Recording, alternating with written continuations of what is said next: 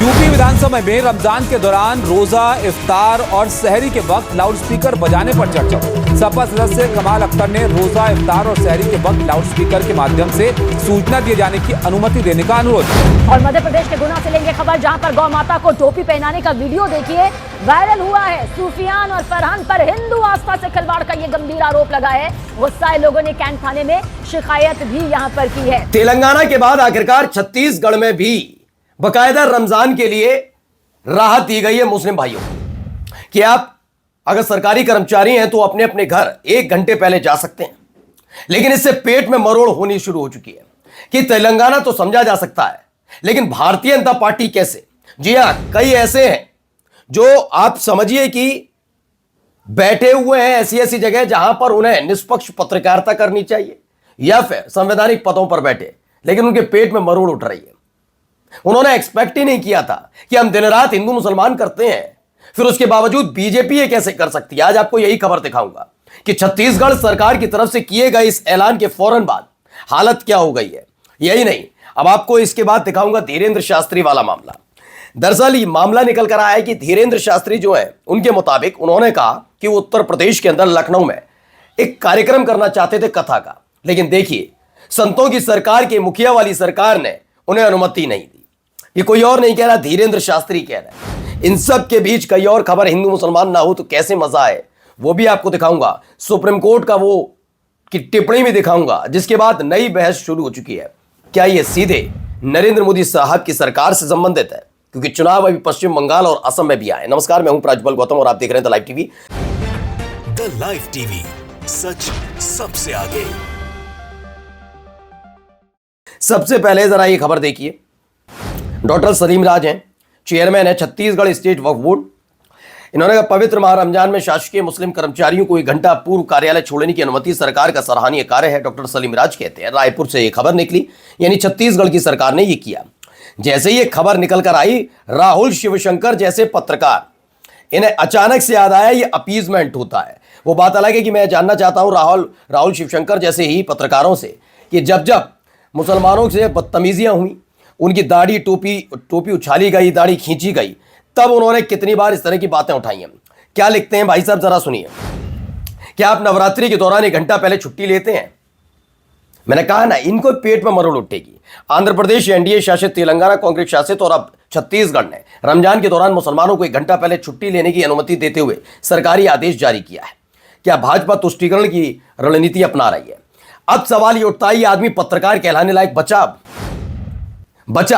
मैं कहता हूं बिल्कुल सही सवाल। लेकिन अपने प्रोग्राम में बताओ कि दाढ़ी खींचने वाले और टोपी उछालने वाले कितने लोगों के बारे में तुमने बोला? हेमंत बिस्व शर्मा के तमाम दिए गए बयानों पर कितना बोला?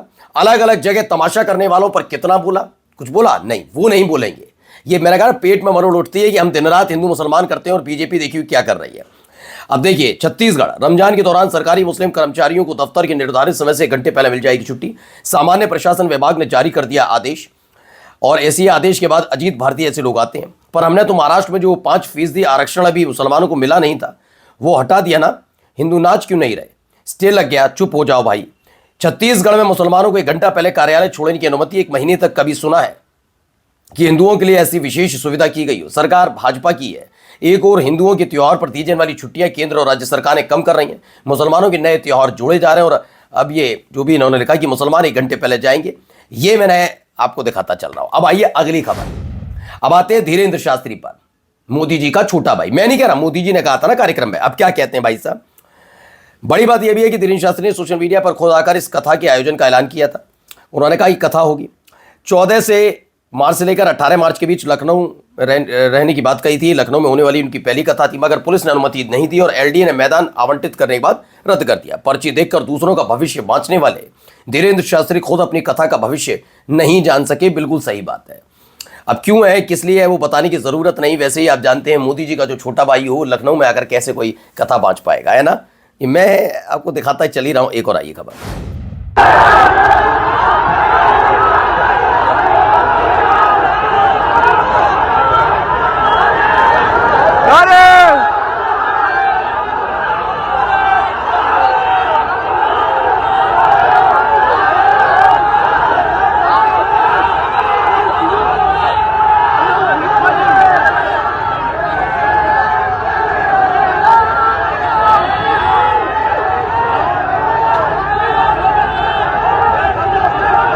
हैदराबाद में सेलिब्रेट किया जा रहा था शिवाजी महाराज जयंती को। एक जुलूस निकलता है, स्लोगन लगाए जाते हैं। कहां पर? जामा मस्जिद के ठीक सामने, आप देख ही रहे हैं। बस सही सवाल समझ में नहीं आता कि ये सब करने की जरूरत क्या आन पड़ती है।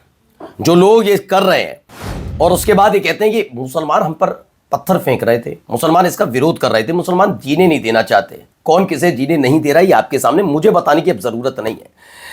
अभी आया एक तस्वीर, अशरफ हुसैन ने एक दावा है, ये कोई खुशबू पांडे हैं, ये महिला ज्ञानवापी मस्जिद की तरफ इशारा करते हुए कह रही हैं कि अगर काशी विश्वनाथ मंदिर की ओर जाने वाली भीड़ ज्ञानवापी मस्जिद की तरफ मुड़ गई तो तुरंत फैसला हो जाएगा। ये एक तरह से भीड़ को उग्र करने और भड़काने का ही प्रयास है। वीडियो सोशल मीडिया पर वायरल है। वाराणसी पुलिस से कार्रवाई की मांग भी हुई, लेकिन फिलहाल कोई रिप्लाई नहीं है। जबकि ऐसे मामलों पर कार्रवाई होनी चाहिए, होगी नहीं, ये आप तय नहीं करेंगे अशरफ बाबू, ये उत्तर प्रदेश की पुलिस तय करती है, ठीक है ना। वो तय करती है अपने हिसाब से कि आका किससे खुश हो। अब आइए जरा इनको भी सुनिए, यहां क्या कह रहे हैं।